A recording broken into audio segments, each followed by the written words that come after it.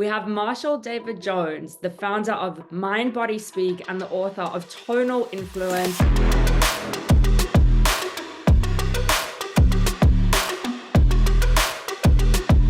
There's something about decisions. They found that your heart rate variability is affected by whether or not you decide to do something or not. We are more than us. Two hearts were never meant to beat alone. And it is when we are connected that we are most alive. We don't realize how much information we send when we talk. Yeah. And we also don't realize how much information we receive when we listen.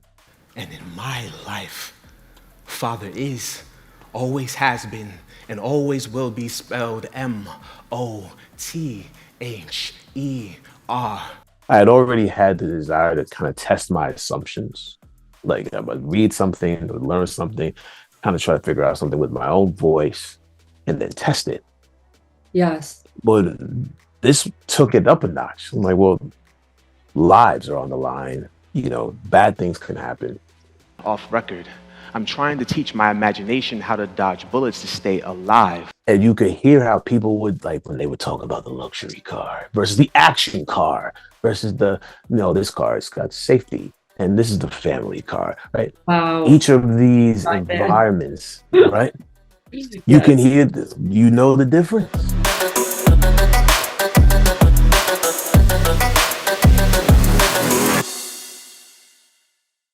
So guys, welcome to another episode of the $1 Million Branders podcast. We have a very special guest on today who I'm so excited to introduce. We have Marshall David Jones, the founder of MindBodySpeak and the author of Tonal Influence. It is an incredible book. If you haven't read it, I highly recommend you get it. It's a guide to listen better, speak clearer, and set the tone, something we can all use in today's society.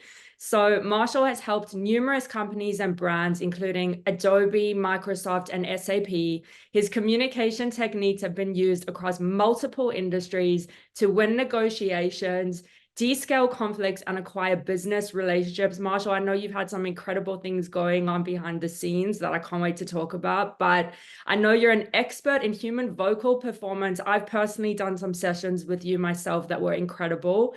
And effective presence, serving on multiple advisory boards in the technology sector.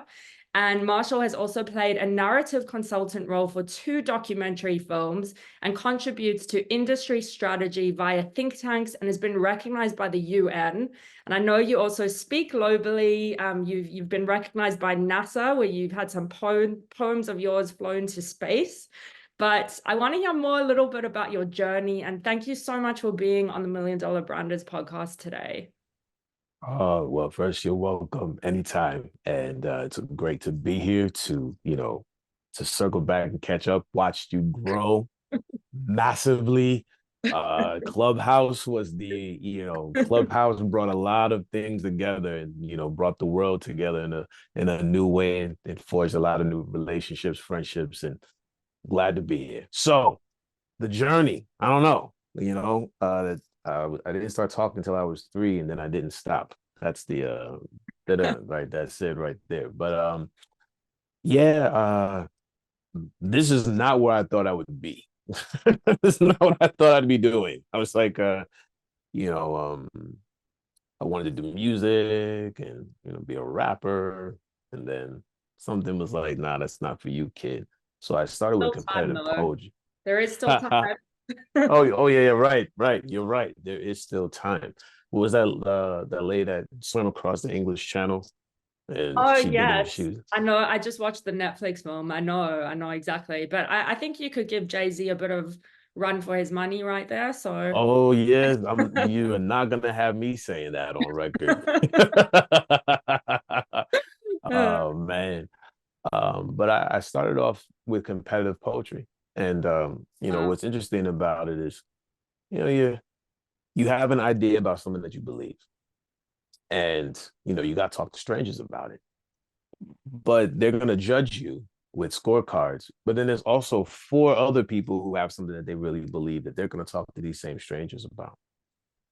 And you learn something about I had a old friend of mine, Mahogany Brown. She said, the thing about slam is that slam is what it's called, is it teaches you how to have universality.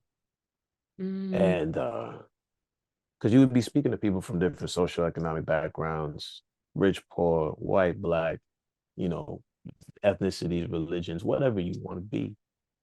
But if you can speak to the core of the human experience, they'll let you know. Oh, I love And that. so, you cut your teeth in that kind of environment. And then one day, one of your colleagues gets on stage and he has like his voice on him. And I remember, he won the competition that night, and I knew he would because his voice was just doing something. And I was like, what happened? Why do you sound like that? And he said he went to acting school, and the very first thing that they teach is voice because the voice is life. Mm. So really, if we were to like sum totally that the voice is life, like what would that mean? The voice is life. Uh, you start to look at life, and so I began to do research in the acting world, and started studying speak with distinction and speak with the theater tones. I had a phase where I said, "Hi, my name is Marshall Jones," and people were like, "Why are you talking like that?" I said, "This is my real voice." It was very bad. It was very bad. Um, but another book called "Freeing the Natural Voice" by Kristen Linklater compared the voice to the psyche. And Wow. that's where it started to get interesting. Like how do you, like when you think about something like what do you think about if somebody says to you the voice is life? What does that bring out of Well, you? it's really interesting that you say that because even just from the beginning stages of Clubhouse, right, that was an app Mm-hmm. that none of us saw each other for months, but Mm-hmm. we were looking at a static photo, but we were connecting with human life from the Mm-hmm. comfort of Mm-hmm. our own home. But voice creates a deeper connection.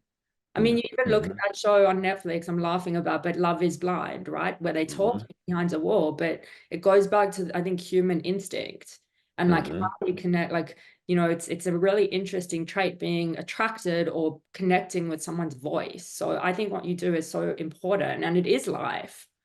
It is You- absolute life. I mean, the we deliver much more information than we give ourselves credit for, in both directions, meaning we don't realize how much information we send when we talk, and we Yeah. also don't realize how much information we receive when we listen. Yes. You ever like talk to somebody and you just like, I don't know, I just like this person. And then you talk to somebody else and you're like, I don't know what it is, but There's something I off. don't, I Not don't my know. It's person. the deodorant or something. They didn't wear enough speed stick. I don't know, but you're like, I don't. What is it? Mm. And the tone of voice is transmitted. I mean, what they're able to do now with voice. I mean, there are people that their diseases can be diagnosed through your Oh, voice. yes. Like, this is phenomenal. And we Mm. can listen to a sample and go, we think you have, you know. And so, with such a powerful vibratory instrument of communication, it's like, of course, we look at people that are performers and we're like, wow, like, singers or actors and things like that. Mm-hmm. Uh, but what about that just every day? And that would became the question. That was like, well, how do you deal with that? How do you um am I doing um is there more that can be done? So Never Split Difference comes out in 2016. I picked this book up. Love that Like, book. And Chris I'm Voss, like, legend. hey, that's right. Exactly. Yeah. Exactly. Shout out to Chris Voss, right? Yeah. Shout out to Chris Um, Voss. and so, you pick up this book, um, and I'm reading about hostage negotiators, and I'm listening to, the steps that he took to, with the suicide hotline Mm-hmm. and all this stuff. And I said, okay, it literally took the focus. I remember after I read that book, it gave me, I had already had the desire to kind of test my assumptions. Like I would read something, or learn something, kind of try to figure out something with my own voice and then test it. Yes. But this took it up a notch. I'm like, well, lives are on the line. Bad things can happen. So I found myself wanting to do things to kind of put extra pressure on myself. So going to bars, breaking up fights, kind of putting myself in the middle of drama on purpose to see if I could Amazing. tonally, de-escalate the situation. Like, is this real? Can just being on a phone or being in the environment and with the voice, can that do this? And so, that led to one of my first law enforcement engagements was with a young lady from the ATF who does like the interviews. That's when they got the person and they got the stuff, and you're dealing with all sorts of criminals that do all sorts of heinous things, but you still got to talk to them and make them feel comfortable enough to tell you everything. Yes. Wow. And worked with her, and then was approached by Michael Neela from Blue Courage, and they work with police officers. He's a retired Illinois chief, and he came. He said, police officers learn command and control. That's how they learn to talk. It's very assertive. You will do what I tell you. Tonality, Mm, which there is a place for that. But what yes. happens is that you know, he was saying that policing, that's a very small percentage of the job. He's like, those moments where that has to be there, it's not as often as you would think. Mm, But when officers are better on the field, when they're able to communicate differently and people, respect them differently, they're looked at like they're special, like they're unicorns. So he's like, can we work together? And so I work with Blue Courage. That opened up a relationship with the San Francisco Police Department. And I remember the last live session that I did uh, before the pandemic was the day the NBA shut down. Like I did the presentation with SF, go and get a burger. They're like, the NBA shutting down. This is like, you hear whispers of this stuff going on, and you're like, okay, you don't know what's going on.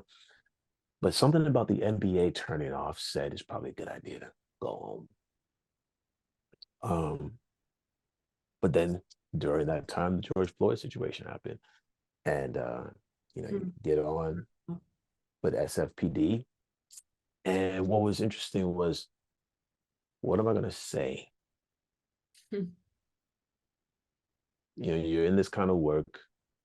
It's like, well, what am I going to say now? And, when we think about tonality, the tone is not just in the quality of vocal sound, but it is in your choice of words.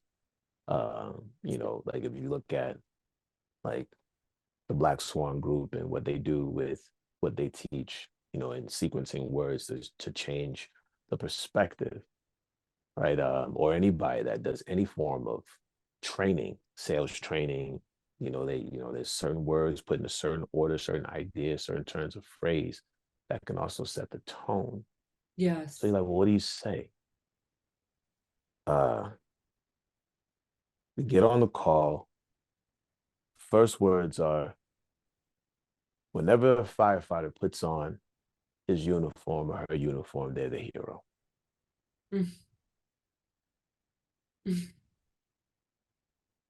America is on fire right now, and you're the only ones that can put it out. Wow. Just got shivers. True. Wow.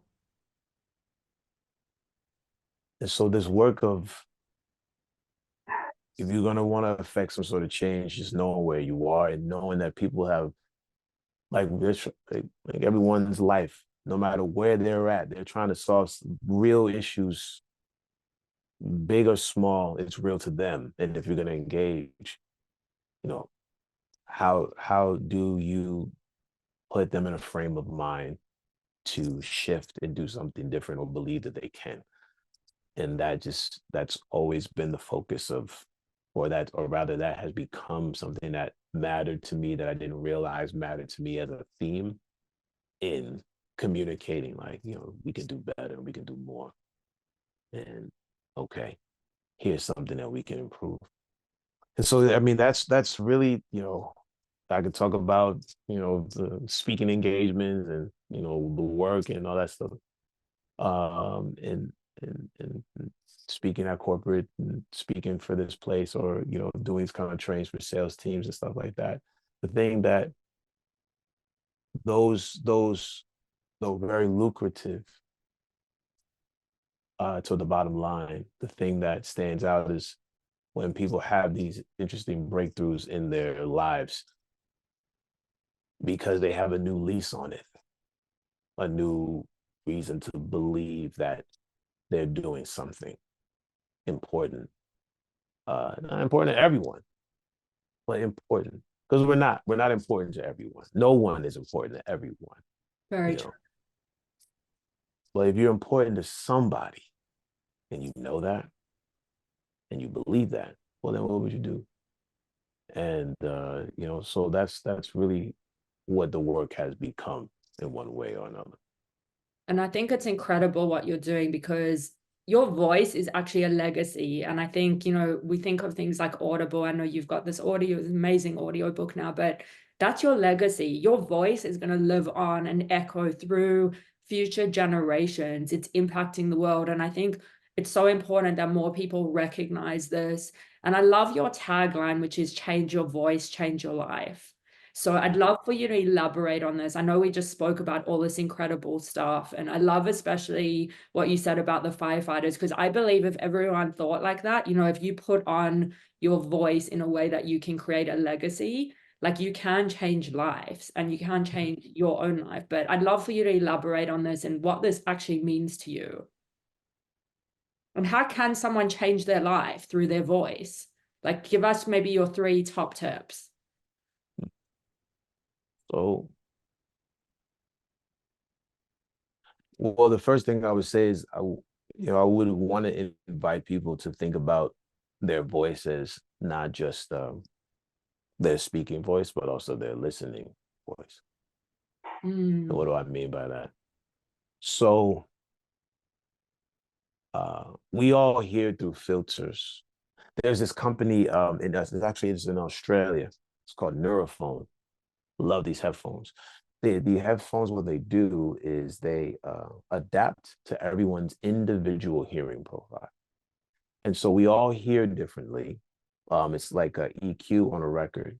And what they do is they tune the headphones to your hearing. And so you can hear music in a way that only you can hear music. My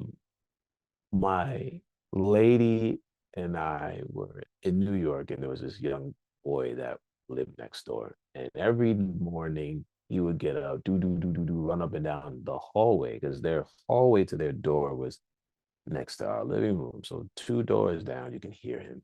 Now, it didn't bother me none. But for her, she'll wake up and it would just be very agitated. Now, we bribed the neighbors with, she has beautiful handwriting, so she wrote a letter.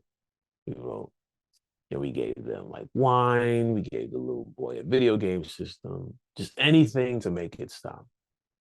And I remember, I was just a kid and I'm philosophical about it. And so I was doing research on neurophones because they weren't like really popular in the States yet, but I knew about them. I was just fascinated about all things sound. And I was fascinated by like the way that they show the graphic of your hearing. So I was like, we went to the World Trade Center and they had like a little booth. It was very tiny, like, four boxes, the headphones are on it. And there's a young lady there. She's like, you want to try these out? And so I got my hearing profile. And then I let my lady put them on. And based on my understanding of how they measure it out, in the particular frequencies, particularly those bass frequencies and even some of the higher frequencies, her hearing was like a butterfly. And so what I heard when I heard like doom, doom, doom, she heard ooh, doom, doom. And it didn't matter how philosophical, it didn't matter how good of a point I made. That's how she heard the sounds of that boy running up and down. And it changed my thinking about speaking in a very drastic way. Because if that's the case, and everyone really does hear differently, we have to become aware of what our listening voice is. How does sound hit you? Because someone can say something, like that's not how I said it, but that's how I heard it.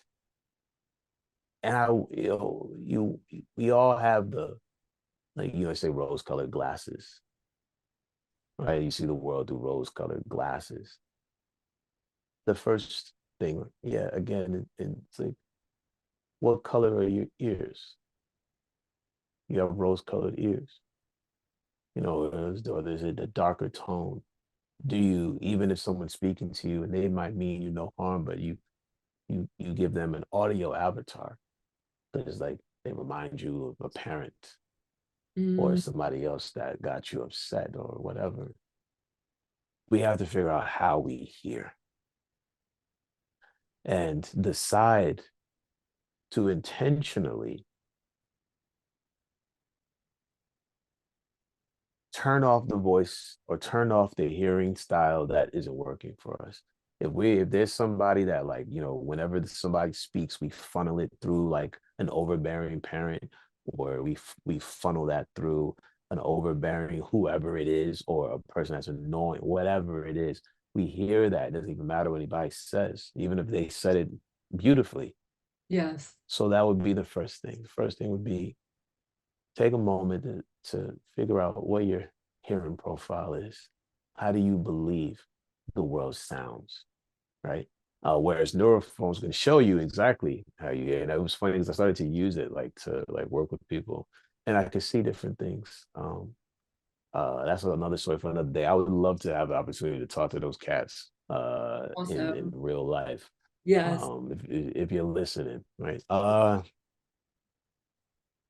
Second thing, so and let me just line up on that first thing. Like, why would you care? Because once you realize what your own hearing profile is or what you believe it is, and you also recognize that other people have their own way of hearing things. If you take a step back for a second to realize that that's different, it's like we all listen to music, but when I hear music and when a jazz player hears music and when a rock band plays music, they look at a guitar, but they hear different things coming out of it. And so you become aware of that in a way where you're like, I can't just say whatever in any way, whatever, because that other person might not even funnel what I'm saying the way that I think they do. And so you have a bit more patience with people and a bit more patience on yourself, right? We live in a world where you're in Australia. I'm in Glendale, California. I have clients in Norway, clients in, Dubai, Yeah. clients in whatever.